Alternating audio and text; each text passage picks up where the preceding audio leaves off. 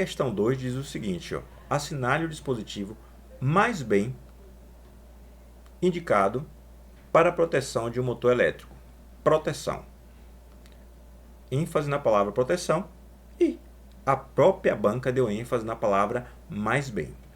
A primeira opção, contator. O contator é uma chave que abre e fecha desde que a sua bobina esteja, para ele fechar, energizada ou que sua bobina esteja, para ele ficar aberto, desenergizada. Quando eu falei abrir e fechar com a bobina, eu pensei no contato principal do sistema de comando. Por que motivo?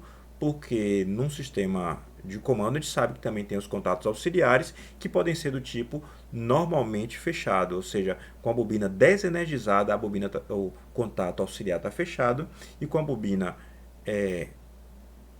energizada o contato abre. Mas o contato principal, aquele que abre e fecha o circuito de potência do motor, ele é o habitual que a gente faça uso dele normalmente aberto. Ou seja, se a bobina do contator está energizada, aí sim que ele fecha.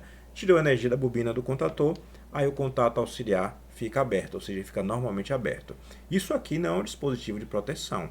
Ele atua até como auxiliar da proteção, porque um relé de sobrecorrente é utilizado para identificar a sobrecorrente e nos diagramas de comando, você faz com que essa bobina desenergize e o contato abra desligando o motor. Mas o contator não é o dispositivo de proteção.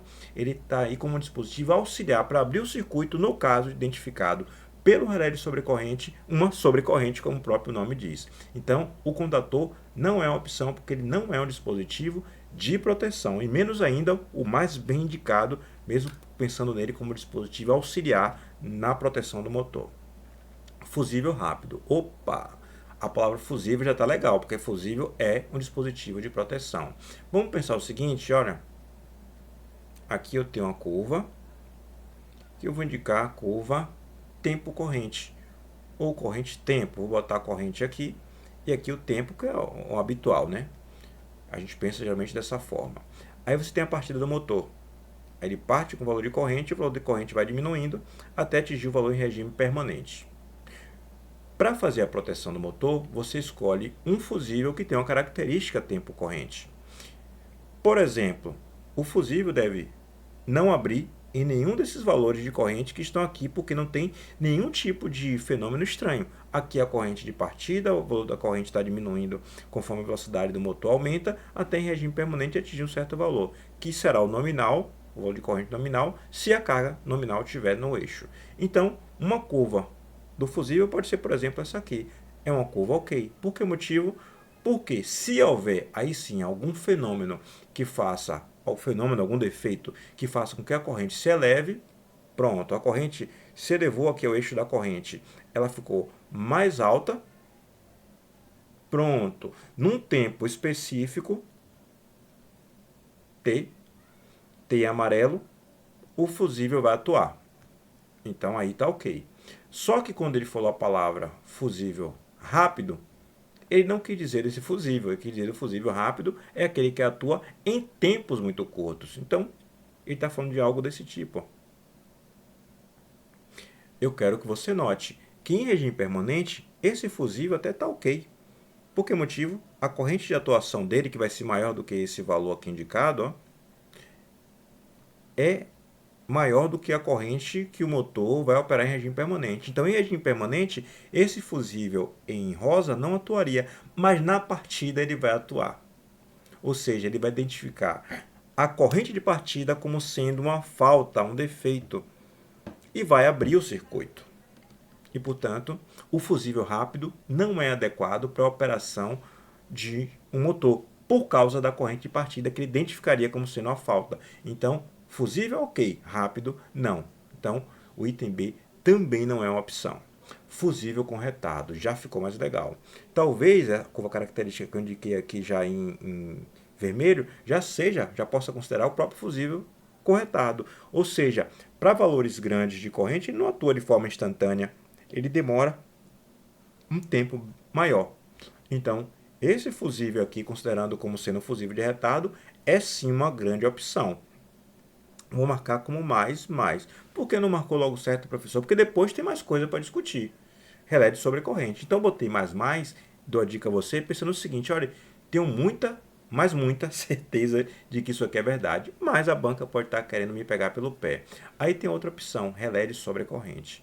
O relé de sobrecorrente, pensando aqui no diagrama de potência bem arcaico, bem simples, aqui eu tenho um fusível, aqui eu vou ter o contator, o contato principal do contator, e aqui eu tenho o relé de sobrecorrente.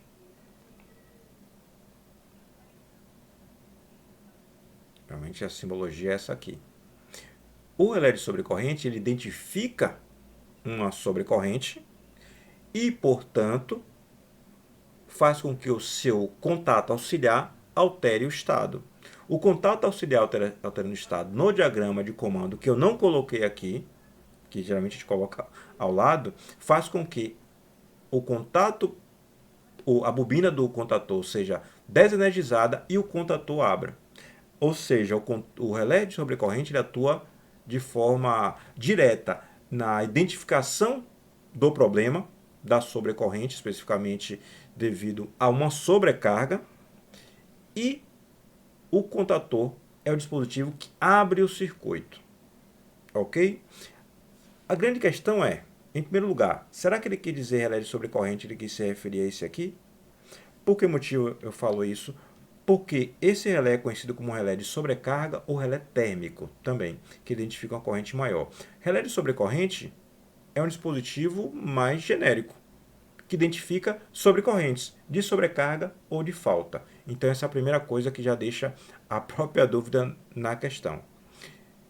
Então, essa aqui é uma opção bem mais genérica que, inclusive, não é nem possível identificar como sendo este elemento que eu fiz questão de colocar para a gente ampliar nossa discussão. Se eu pensar no fusível com retardo, eu não tenho dúvida de que ele é bem indicado. Eu não tenho dúvida em relação a isso e marcar o item C, pensando em concurso, que a prova não é aberta, seria a opção mais viável. Lembre-se que relé de sobrecorrente, como eu disse, é o nome genérico.